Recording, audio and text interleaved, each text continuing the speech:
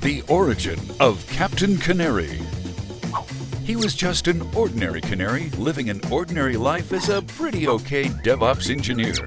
Then, one day, he was trapped inside a Kubernetes container during a failed deployment.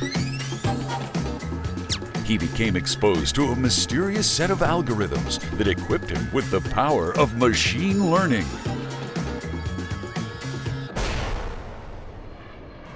He emerged with the power to do continuous delivery as it's never been done before. With his newfound powers, he saw the truth for the first time. Deployments don't have to be scary. Using machine learning, shipping artifacts can be super simple. I must tell my peers about how easy continuous delivery can be.